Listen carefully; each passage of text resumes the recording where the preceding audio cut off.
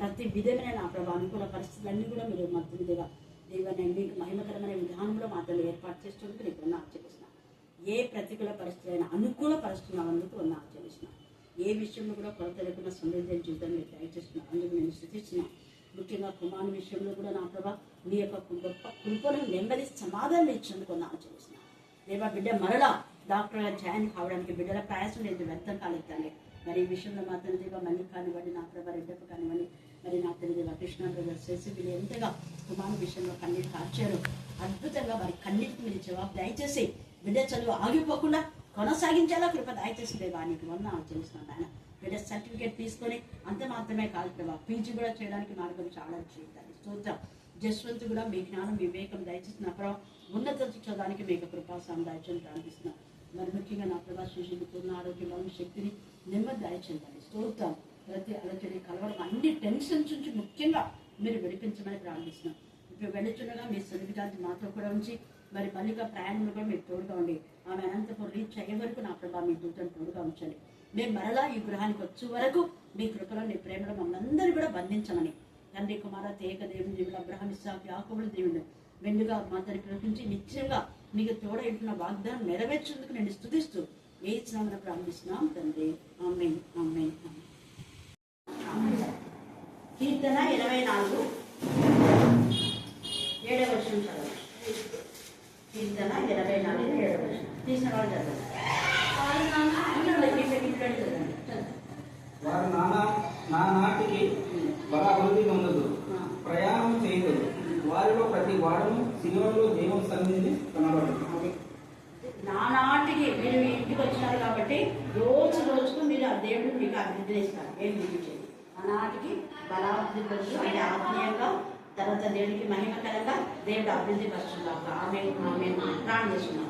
ప్రేమ గల ప్రభావ మీకు ఎంతగానో వర్ణాలు శుద్ధులు స్తోత్రం చేయించుకుంటున్నాం తండ్రి. రెండేళ్ళు మా ప్రభావ దుర్గా మీ నామం మీ రక్తం ఎత్తుకుంటండి. ఈ గృహంలో వారికి సంధి కాంతి ఉంచి నెమ్మది కలుగ చేయండి. ఈ గృహం అంతలో మీ రక్తం తొలగించండి. ప్రశాంతమైన వాతావరణం ఏర్పాటు చేయండి. బిడ్డ నాటపడాల్సిన వొకేషనల్ నాటప టీచర్గా ఉంటుండగా మీ ముఖకాంతి ప్రకాశం షోస్ అన్నింటి చేయండి తండ్రి. దేవ ప్రతి విధమైన అంధకాల చేసి నుంచి వినిపించండి. దుర్గా వారి యొక్క బంధు లక్షణికులను దేవ వెన్నెల వాళ్ళ బంధు లక్షణికులు మీరు ఆశ్రయించండి. దేవ ఆమె ఏదైతే ప్రార్థన చేస్తుందో తండ్రి ప్రత్యేకంగా అన్నిటితో దేవ నా ప్రభా ఏ విషయం కోసం అయితే ప్రార్థన చేస్తుందో ఆ విషయంలో మీరు మార్గం సాధించమని ప్రార్థిస్తున్నాం. స్తోత్రం. దేవా మీకే స్తోత్రం, మీకే స్తోత్రం. తరచుగా శ్రమ ప్రాబ్లం నుంచి కూడా మీరు విడిపించండి. బిడ్డకు పూర్ణ స్వస్థత మీరు దయచేయండి. మీరు మాత్రమే స్వస్థపరిచి గర్భపడుతున్నందుకు మేము స్తుతిస్తూ వేస్తున్నామని ప్రార్థిస్తున్నాం తండ్రి. ఆమేన్ ఆమేన్. ఇక మీద అప్పుడే నా ప్రభావ అభాషణ కానీ నా తల్లి శ్రమ ప్రాబ్లం ఏదుందో మీరే బయలుపరిచినారు. మీరే దాన్ని తొలగించమని ప్రార్థిస్తున్నాం. ఖచ్చితంగా ఆమె గర్భఫలం దీవించదని నిప్పుచున్నారు. మీ ఎముకలు ఆమె గర్భంలో వేయండి. దుర్గలు మాత్రం మీరు ఆశ్రయించండి, బలపరచండి. బిడ్డలిద్దరికీ జీవిత పర్యంతరకు ఏకపరం దయచండి. పూర్ణ ఆరోగ్యాన్ని ఆయుష్ని బలాన్ని దయచండి. ఏ స్నామం ప్రార్థిస్తున్నాం తండ్రి. ఆమేన్ ఆమేన్. 121వ కీర్తన 1 నుండి 2 వరకు చదువుతాను. కొండల తట్టు నా కళ్ళు ఎత్తుచున్నాను, నాకు సహాయం ఎక్కడి నుండి వచ్చింది? యెహోవా వలన నాకు సహాయం కలుగును. ఆయన భూమాకాశాన్ని సృజించినవాడు. దేవుడి పరిశుద్ధ వాక్యం దీవించి ఆశీర్వదించినాక. కాబట్టి దేవుడే సహాయం, ఫ్రెండ్స్ కాదు. ఫ్రెండ్స్ ఏం చేయదు. అర్థమైందా? నీకు ఆ సంతోషం సమాధానం అంతా దేవుడి వాక్యంలో చదువు. ఈ వాక్యమే నీకు మంచి చదువు ఇస్తుంది. నువ్వు ఫ్రెండ్స్తో తిరిగితే వాళ్ళు అల్లరయ్యి నిన్ను కూడా స్కూల్ బొమ్మలో ఇస్తారు, కాలేజీ బొమ్మలో ఇస్తారు. చూడు క్లారెట్ డిగ్రీ వచ్చింది, ఇంకా నామూలు వచ్చింది. నువ్వు కూడా బాగా చదవాలి. అర్థమైందా? చదివితే మంచి ఉద్యోగాలు వస్తాయి. బయట తిరిగితే ఏం ఉద్యోగం వస్తాయి రావు. కాబట్టి చదువు పని. ఓకేనా? చాలా ప్రేమ గల ప్రభా మీకు ఎంతగానో వర్ణాలు స్థుతులు స్తోత్రం చెల్లించుకుంటున్నాను. శాలయంలో ప్రత్యేకంగా మీ కరుణాపీఠంలో ఎత్తిపడుతున్నాం. మీ నామం మీ రక్తం ఎత్తిపించాలి కానీ మీ జ్ఞానాత్మక మీరు నింపమని ప్రార్థిస్తున్నాం. ఆడపిల్లలైతే నా ప్రభా సోనిక నుండి నా ప్రభా క్యార కానీ చక్కగా చదువుతున్నారు. అందుకు ఎంత స్థుతించడం కూడా తక్కువే. లేదా డానీని షారు నా ప్రభాని మరియు మీ యొక్క కుమారుని జ్ఞానాత్మక నింపి పిల్లలు మాత్రమే చెరి సహవాసం లేకుండా నిన్ను బలపరిచేలాగా మీకు బాలయ్య రాజును మీ జ్ఞానాత్మక నింపండి. లేదా ఒకరిపైన ఆధారపడే జీవితం ఇచ్చారు. సత్యబ్రహ్మ వారి పిల్లలలో ఉన్న వారి తల్లిదండ్రుల కుటుంబాలు కూడా మీరు ఆశ్రయించారు. స్తోత్రం. లేదా మీకే స్తోత్రం. ప్రార్థనలో ఏకపించి వీళ్ళందరి బట్టి నేను స్థుతిస్తూ నా దేశంలో ప్రార్థిస్తున్నాం తండ్రి. ఆమేన్ ఆమేన్. ఓకేమ్మా. 16వ వచనం నుంచి 21వ వచనం వరకు చదువుతుంది. నా వలన అధిపతులను లోకంలోని గనులైన న్యాయాధిపతులందరూ ప్రభుత్వం చేయుదురు. నన్ను ప్రేమించు వారిని నేను ప్రేమించుచున్నాను. నన్ను జాగ్రత్తగా వెతుకువారు నన్ను కనుగొందురు. ఐశ్వర్య ఘనతలను స్థిరమైన కలిమియు నీతియు నా యొద్దనున్నది. మేలిమి బంగారం కంటెను అపరంజి కంటెను నా వలన కలుగు ఫలము మంచిది. ప్రశస్తమైన వెండి కంటే నా వలన కలుగు వచ్చబడి దొడ్డది. నీతి మార్గమునందు న్యాయ మార్గముల యందును నేను నడుచున్నాను. నన్ను ప్రేమించు వారిని ఆస్తికర్తలుగా చేయండి, వారి నిధులను నింపుడు. దేవుడి పరిశుద్ధ లేఖన భాగాన్ని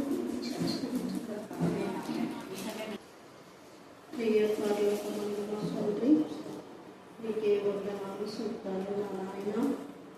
తండ్రి, ప్రతి మాటలో ప్రతి మనసులో నువ్వే ఉండాలా నాన్న. తండ్రి, నీకే వందనాలు నా నాయన. తండ్రి, పరిశుద్ధుడా మా నాయన, పరిశుద్ధుడా మా నాయన, పరిశుద్ధుడా మా నాయన. బుద్ధి లేని వాళ్ళకు నా నాయన బుద్ధి కలుగు చేయన తండ్రి, నీకే వందనాలు సూత్రాలు నాయన.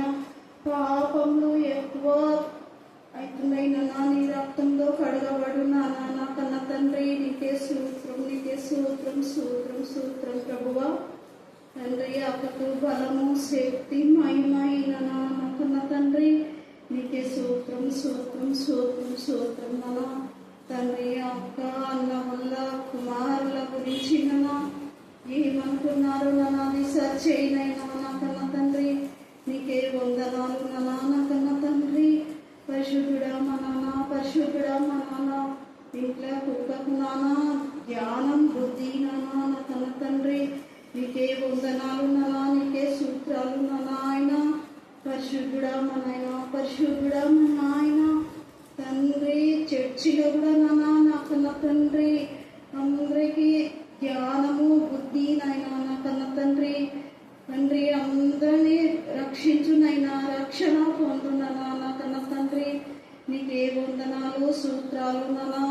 తండ్రి, పాస్టర్ అమ్మకు నాన్న, పాస్టర్ అన్నకు నా కన్న తండ్రి బుద్ధులు చెప్పి నా కన్న తండ్రి. తండ్రి, చర్చిలో అందరూ కూర్చున్న భాగ్యం చేయనైనా నా కన్న తండ్రి. నీకే వందనాలు సూత్రాలు నా కన్న తండ్రి. తండ్రి, సంఘము వల్ల కూడా నా కన్న తండ్రి కొంతమంది బుద్ధి లేని వాళ్ళకి బుద్ధి చెప్పు నా కన్న తండ్రి. నీకే వందనాలు. ప్రశస్తమైన నీ సన్నిధానంలో వదిలింపబడిన గొర్రెపిల్ల రక్తానికి బంధాలు స్తుతులు స్తోత్రం చెల్లించుకుంటున్నాం. ప్రత్యేకించిన దినం, ప్రతిష్ఠించిన దినం, పునరుద్ధాన దినం, నీకు ఇష్టమైన దినం, మరణం చేయించి తిరిగి లేచిన ఈ దినాన నా ప్రభ నా తండ్రి లేఖన భాగం మా ప్రభ వింటున్న ప్రతి బిడ్డకు ఆధ్యాత్మిక విలువలు స్వతంత్రించుకున్నా మీకు దయచేయండి తండ్రి. ఆత్మ నేత్రము తెరబడి తండ్రి వాక్యం చదువుతున్నప్పుడు ఆశ్చర్యమైన సంగతులను దేవ సత్యము గ్రహించగల జ్ఞానం కలగొచ్చమని ప్రార్థిస్తున్నా. ఆత్మ చెవులను తెరబడి తండ్రి మీ సత్యాన్ని వినడానికి మీ జ్ఞానం దయచమని ప్రార్థిస్తున్నా. ఆత్మ మా ప్రభ ప్రత్యక్షతను మీరు దయచమని ప్రార్థిస్తున్నాం. వాక్యము వింటున్నప్పుడే ఆత్మీయ మానసిక శారీరక రుగ్మత నుంచి విడిపించండి. వాక్యం వింటున్నప్పుడే బలపరచండి. వాక్యం వింటున్నప్పుడే శక్తివంతులుగా చేయండి. వాక్యం వింటున్నప్పుడే నీతి మార్గం న్యాయ మార్గం ఏదో దేవా మేము తెలుసుకొని అందులో ప్రవేశించడానికి మాకు మీ జ్ఞానం దయచేయండి తండ్రి. పర సంబంధమైన జ్ఞానంతో మనందరినీ కూడా మీరు నింపమని ప్రార్థిస్తున్నాం. అయ్యా, ఈ యొక్క మధ్యాహ్న కాల సమయంలో మనుష్యాత్మ అపవిత్రాత్మ ఏ స్థానంలో గద్దించి పాత్రలోకి బంధించమని ప్రార్థిస్తున్నాం. అనేక సంఘాలలో జరిగే అక్రమము అవినీతి దేవా ఏ స్థానంలో లయపరచమని ప్రార్థిస్తున్నాం. అలాగే నా ప్రభా కాపంలో సంఘ పెద్దలైనటువంటి వారు నీతి న్యాయమును మాత్రమే దేవా వాళ్ళు అనుసరించే జ్ఞానం కలుగుతామని ప్రార్థిస్తాం. దౌర్జన్యం దేవా నా ప్రభ అక్రమమైన మార్గంలో మాత్రమే దేవా దుర్మార్గమైన విధానంలో ప్రవర్తించే ప్రవర్తన నుంచి విడిపించమని ప్రార్థిస్తున్నాం. ప్రతి సంఘము నిర్దోషమైన సంఘంగా, నిష్కలంకమైన సంఘంగా, నీకు మహిమకరమైన సంఘంగా దేవా మీరు కోరుకునే సంఘంగా, మీరు ఇష్టపడే సంఘంగా మేము ఉండులాగున ప్రతి కాపర్లు ప్రతి సేవకులు అలాగా వారికి అతన్ని సపోర్ట్ చేయడానికి జ్ఞానం కలుగొచ్చమని ప్రార్థిస్తున్నాం.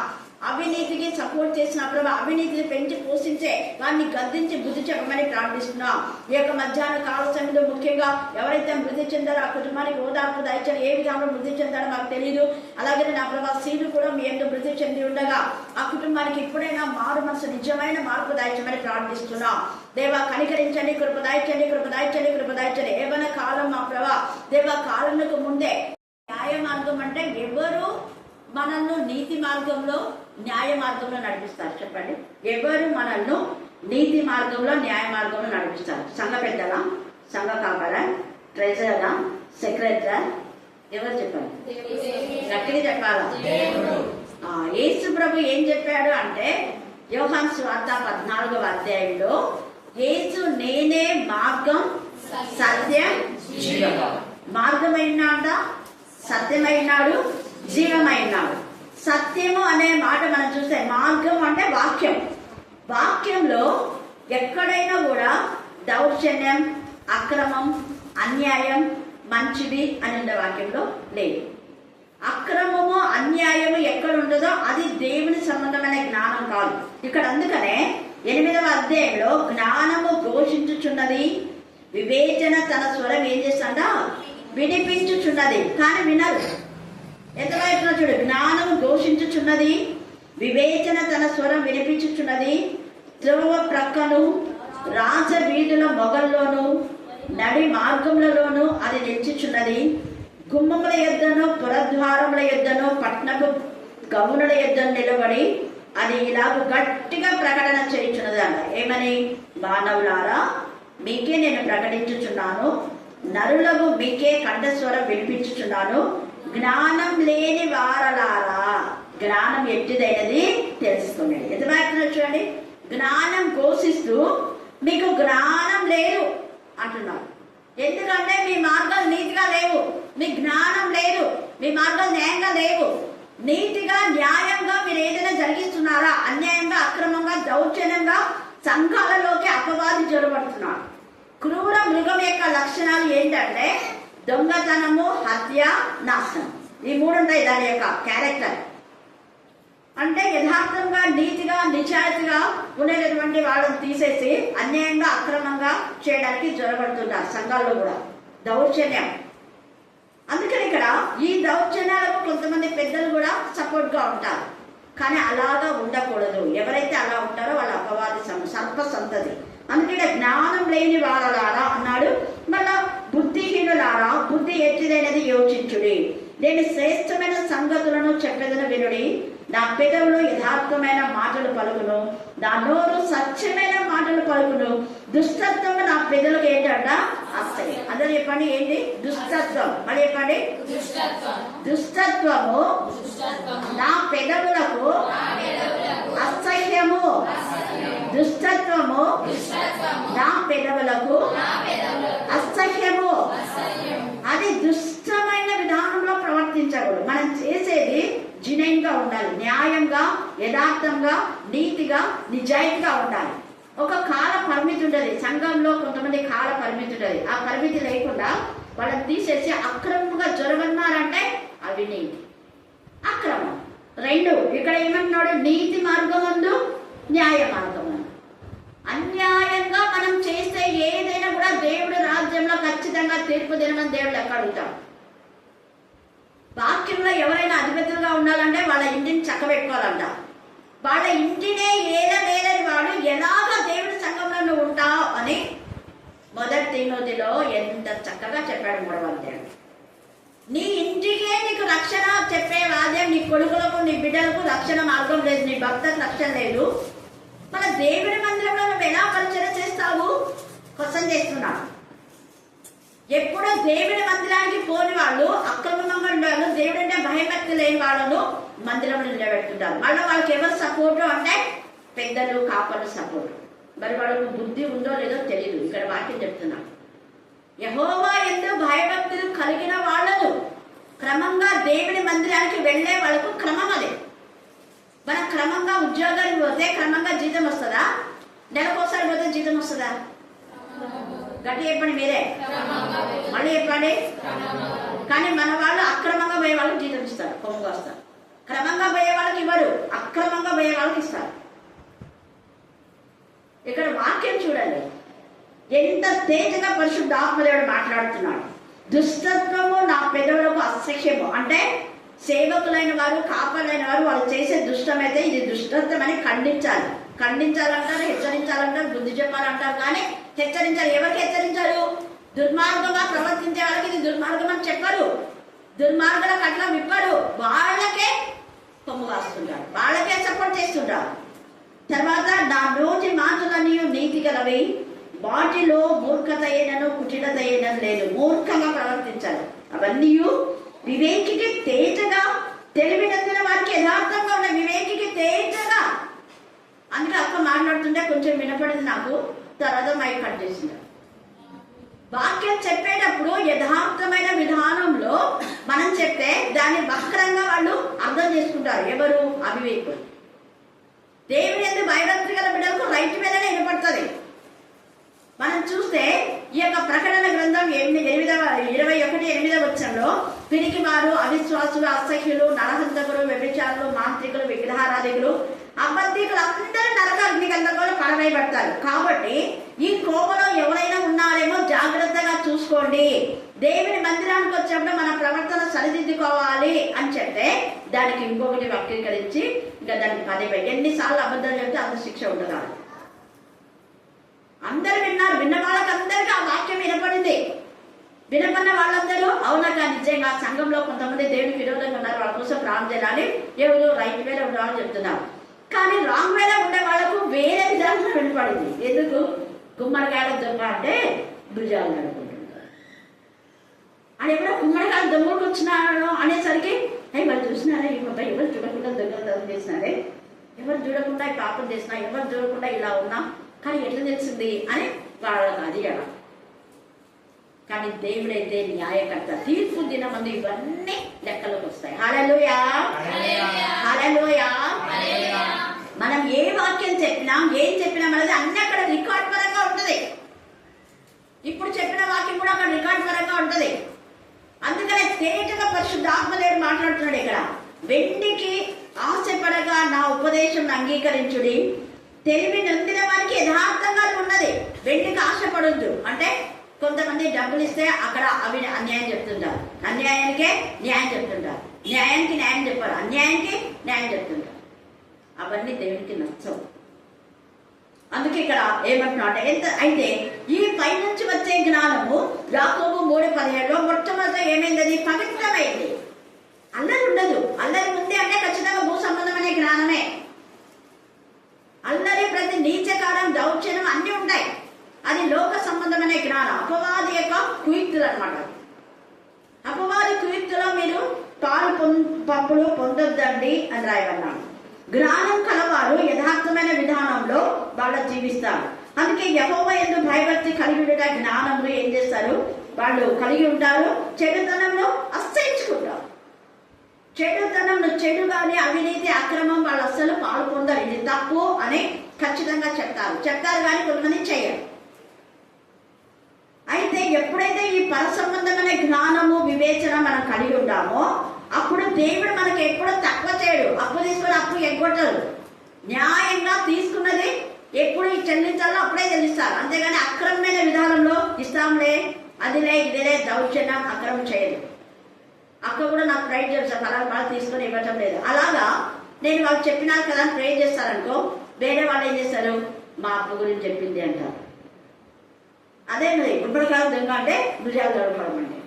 ఎంతో మంది నాకు చెప్తారు ప్రార్థన రిక్వెస్ట్, అక్క ఫలాని వాళ్ళు తీసుకున్నారు దౌర్జన్యంగా, ఇంకొకున్నారు అక్క వాళ్ళ కోసం ప్రేయర్ చేయండి, ఇలాగ మేము మోసపోయామని నాతో చెప్తుంటారు. ఆస్తి రాపించుకున్నారు, అది మళ్ళీ ఇది చేస్తామన్నారు కానీ ఇవ్వటం లేదు ఇలాగా. అయితే అవన్నీ కలిసి ఏం చెప్తే దాకోవలో ఉండే వాళ్ళకి ఏమవుతుంది? మంటలు వేస్తుంది. ఇంకా దానికి వేరే అపార్థాలు చేసుకుంటారు. కానీ వాక్యంలో ఉన్నది ఉన్నట్టుగానే మనం తెలుసుకోవాలి. ఆ పరిస్థితిలో ఉంటే సరిదిద్దుకోవాలి. నిజమైన ఆత్మ సంబంధమైన జ్ఞానం ఉండేవాళ్ళు నీతిగా ఉంటారు, నిజాయితీగా ఉంటారు, ఒప్పుకున్న దాన్ని ఒప్పుకున్నట్టు చెల్లిస్తారు.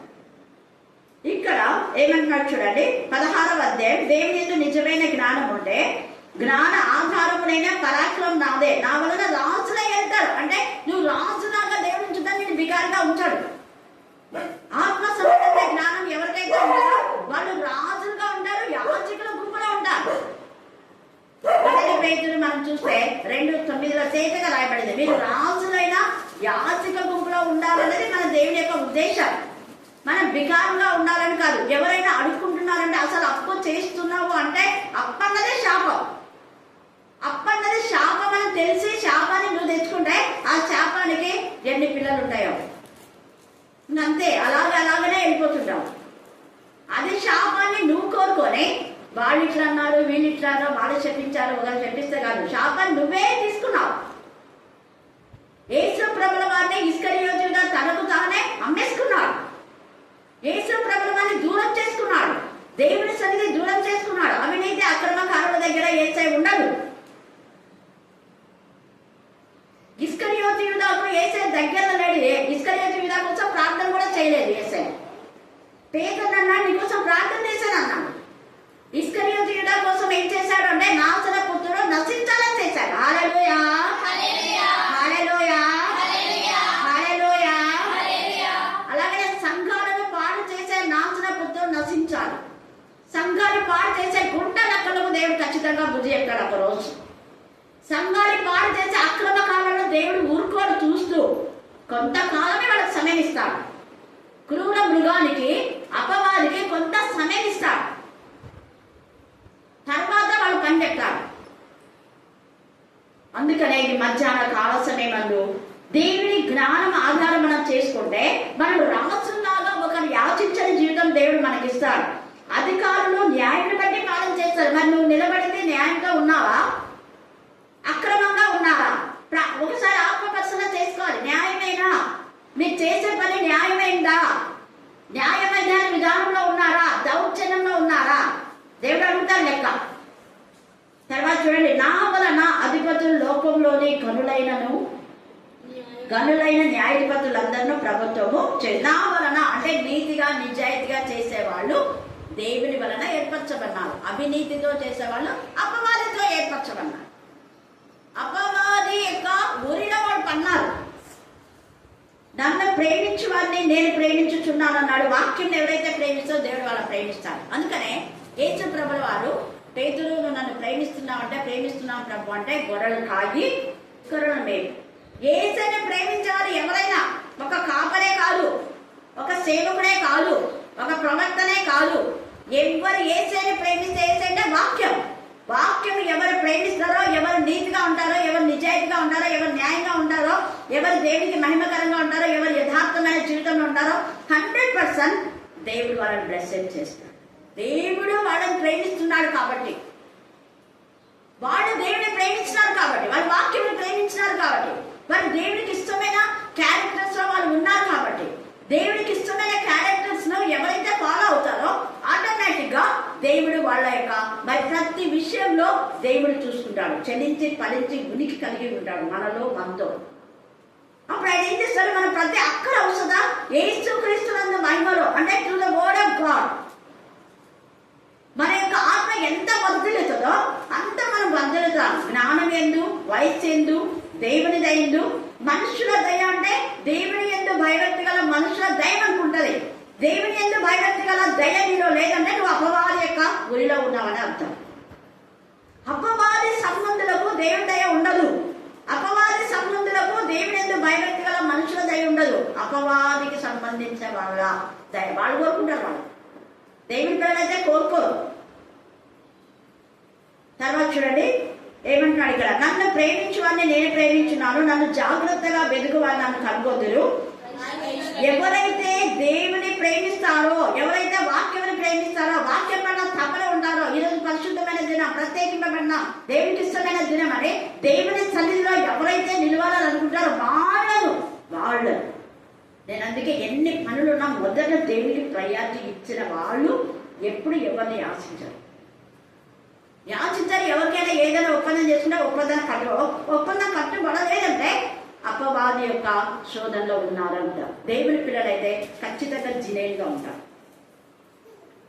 అందుకే ఇక్కడ ఏమంటున్నా అంటే ఐశ్వర్యం చూడండి, ఐశ్వర్యం వస్తుంది, ఘనత వస్తుంది, స్థిరమైనది పోయేది కాదు. ఎంత సాతాను కుయుక్తులుగా ఎన్ని చేసుకున్నా కూడా స్థిరమైన కలవే.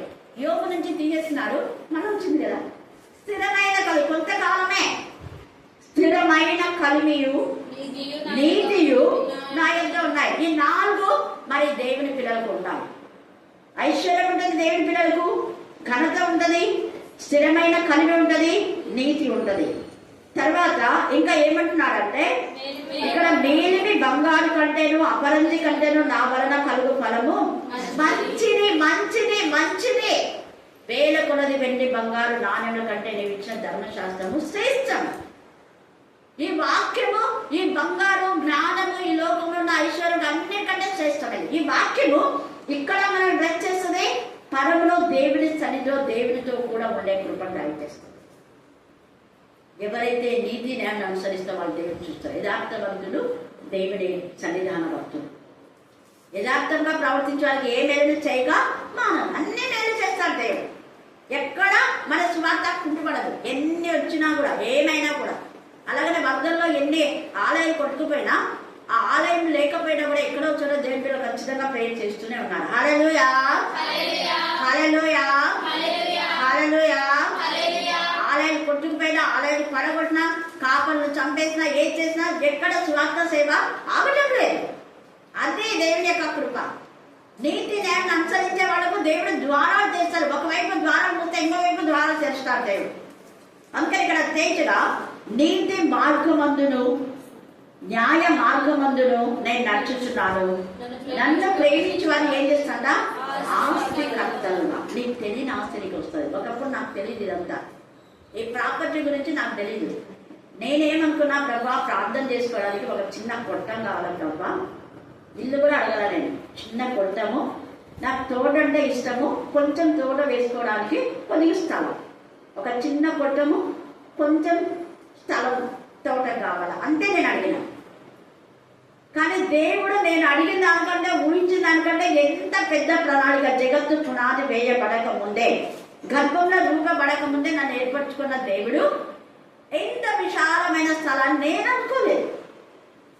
నేను ఒక కొట్టం అనుకున్నా, కానీ దేవుడు ఏమనుకున్నాడు, ఇంత పెద్ద ప్రాపర్టీని దేవుడు కృపదయం చేస్తున్నాడు. అందుకని నేనేమంటా అంటే, దేవ ఇది నీవు ఇచ్చింది నాది కాదు, ఇది నేను అనుకోలేదు, ఇది నా కష్టార్జితం నువ్వు దీవిస్తే దీవించబడింది. యెహోవా ఆశీర్వాదం ఐశ్వర్యం అన్నావు, కాబట్టి ఇది ఏది నాది కాదు ప్రభా, ఇది నీది. నేను ఇక్కడ జస్ట్ ఏం చేస్తున్నా అంటే, నువ్వు పంపిన దూతగా ఇక్కడ ఒక పని చేసి పెడతాను నేను, అంతే. నువ్వు చెప్పిన పని చేసి మళ్ళీ నేను నీ దగ్గరకు వచ్చేస్తా. నీ దగ్గరకు వచ్చిన తర్వాత నువ్వు మళ్ళీ ఇది ఎవరికి ఇవ్వాలో వాళ్ళకి ఇవ్వండి, ఇది నా సొంతం కాదు అంటానే. హల్లెలూయా హల్లెలూయా హల్లెలూయా. నాకు మీరు ఇచ్చింది ఏది నాకు కదా, అది మీదే. మళ్ళీ మీరు ఎవరికి ఇవ్వాలో వాళ్ళకి ఇచ్చేసేయండి. మోషే కూడా దేవుడు అలాగే వాడుకున్నాడు. మోషే తదనంతరం యెహోషువను దేవుడు వాడుకున్నాడు. అదే నా తదనంతరం మీరు ఎవరు ఉంచాలనుకున్నారో వాళ్ళు చేసుకోగలవా, తయారు చేయండి ఇప్పటి నుంచే. మోషే చనిపోకముందే యెహోషువను దేవుడు తయారు చేశాడు. హల్లెలూయా హల్లెలూయా హల్లెలూయా. ఆయన సర్వశక్తిమంతుడు, ఆయన అన్ని ప్రణాళికలు తెలుసు. యెహోషువ ఇంకా న్యాయాధిపతులు, దావీదు రాజును ఏర్పాటు చేసుకున్నాడు. ఆ తర్వాత నిరంతరం ఏలే రాజు యేసుని ఏర్పాటు చేసుకున్నాడు. ఇంకా ఆయన తర్వాత ఇవాళ అంత ఇంకెప్పుడు ఆయనే. హల్లెలూయా హల్లెలూయా. అందుకనే వాళ్ళని ఆస్తి కర్తలుగా చేయుటను. మళ్ళీ ఏమంటున్నాడు, వారి నిధులను నింపుతా నేను.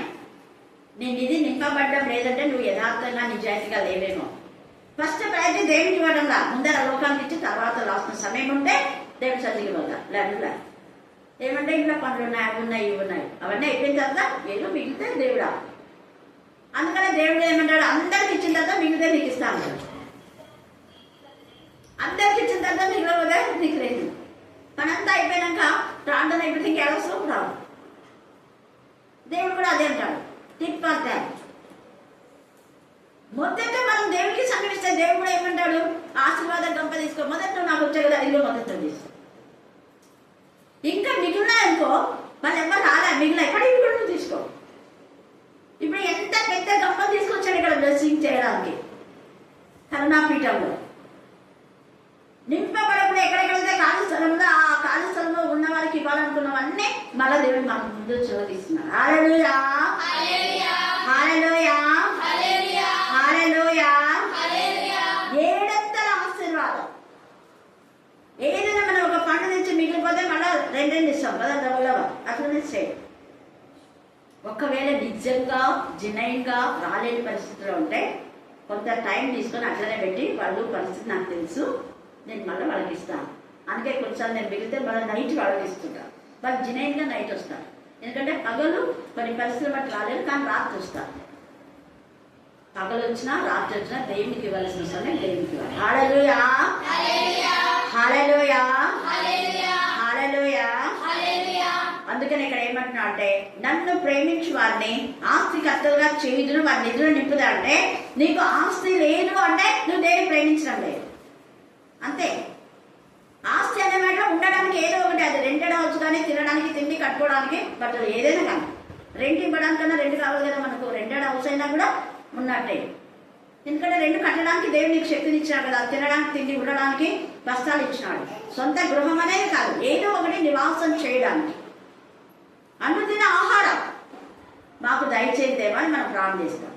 భిక్షాటన చేయకుండా, అడుగు తినే పరిస్థితి లేకుండా ఉండేదే దేవుడు నిధులను నింపుతాడు. ఒకరు యాచించారు, అపోస్తలులైన పౌలు ఒకరు యాచించారు, కష్టపడి పనిచేసుకున్నాం, కష్టపడతారు వాళ్ళు.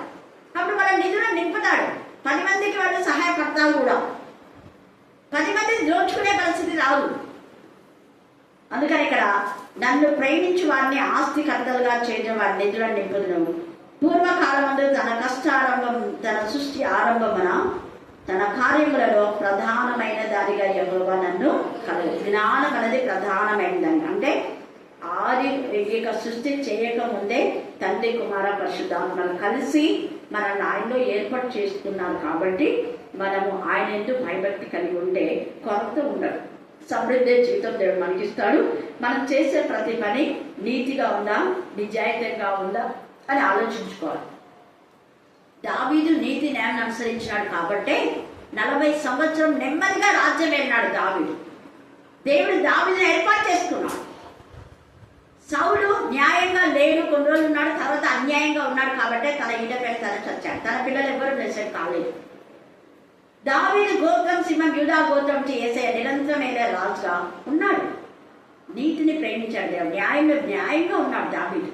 దావీదు దాహమైనప్పుడు కొంతమంది పోయి, అంటే సిరియా కుమారులు 3 పోయి చాలా ప్రాణములకు తెగించి నీళ్ళు తీసుకొస్తారు. అప్పుడు తాగుడు దావీదు, మీరు ప్రాణములకు తెగించి నీళ్ళు తెచ్చారు కాబట్టి నేను ఎలాగ తాగుతానని దేవునికి దేవార్పితమని పోసేస్తాను. ఎంత న్యాయం చూడండి, ఎంత న్యాయం. అంటే వాళ్ళ ఆ నీళ్లు తీసుకొచ్చే పరిస్థితిలో వాళ్ళు ఎవరైనా చంపొచ్చు కూడా, తెగించిపోతారు వాళ్ళు. వాళ్ళకు కూడా దాహం ఇస్తుంది, కానీ రాజును కాపాడుకోవాలన్న ఉద్దేశంతో వాళ్ళు వెళ్ళారు. దైవార్పితం అనే దేవుడికి అర్పితం. అందుకే ఆయన ఎంత న్యాయపతి. తన భార్యలందరినీ అక్షరాలు పాడు చేస్తే ఇక్కడ వాళ్ళ దగ్గరికి వెళ్ళాడు. పరిశుద్ధంగా వాళ్ళను ఉండేలా చేసి తన పరిశుద్ధంగా ఉండి వాళ్ళకు భోజనం అన్ని సప్లై చేస్తాడు. ఎంత న్యాయంగా ఉంటాడు దావీదు. అందుకనే నీతి వలన, న్యాయం వలన దావీదు సింహాసనం స్థిరపరుస్తాడు దేవుడు. అక్రమంగా, అన్యాయంగా రాజును చంపి తన రాజు కావాలనుకున్నటువంటి అబ్షాలోము యవనంలోనే చచ్చిపోయాడు. అమ్నోను అక్రమంగా రోగి ఉన్నట్టు నటించి చెల్లెల్ని పాడు చేశాడు కాబట్టి అమ్నోను కూడా చచ్చాడు. యవనస్తులు ఆ యొక్క సగం కాలంలో చస్తారు. ఎందుకు అంటే దేవునికి విరోధమైన విధానంలో ఉంటే. నీ కాలం ముగిక మీద నువ్వు ఎందుకు చస్తావు? దేవుని పైన ఆధారపడి ఉంది వాక్యం. యవన జీవితం దేవునికి సమర్పించాలి, పరిశుద్ధంగా ఉండాలి. అపవాది దొంగతనం, హత్య, నాశనం చేయడానికి వస్తాడు. మన జీవితంలో పరిశుద్ధతను తీసేయడానికి వాడు వస్తాడు.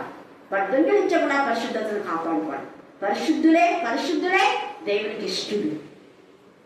దేవుని పైన ఆధారపడిన వాళ్ళే దేవునికి ఇష్టడు.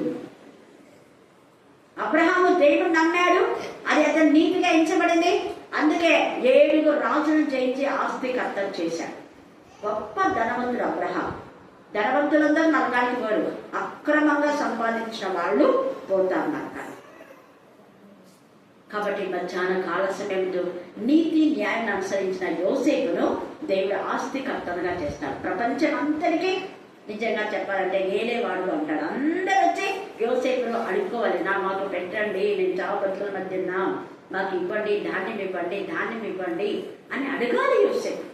యోసేపు ఇస్తేనే ధాన్యం. యోసేపు అప్పగిస్తారు, రాదు, నాకేం కాదు. యోసేపు ఏం చేస్తారు చేయండి, యోసేపు ఇస్తే తీసుకోండి, లేకపోతే లేదు. యోసేపు నిజంగా దేవుని కనికరంతో నింపబడ్డాడు. కారణం నీతిని న్యాయంగా నమ్ముకున్నాడు కాబట్టి. అన్యాయం జరిగింది యోసేపుకు, కానీ దేవుడికి అప్పగించాడు. ఇలాగ అక్కమక్క ప్రాణం చేసినట్టుగా కొంతకాలము బాధ అనుభవించాడు యోసేపు. చివరిగా ఎవరైతే బాధ పెట్టారో వాళ్ళందరూ కాళ్ళ వేళ పడేదా సిగ్గుతో తల ఉంచుకునేలా చేశారు. యోగుడు ఎవరైతే బాధ పెట్టారో వాళ్ళు సిగ్గుతో తల ఉంచుకొని మళ్ళీ యోగు ప్రార్థన చేస్తేనే వాళ్ళ బలిని అంగీకరిస్తానన్నారు.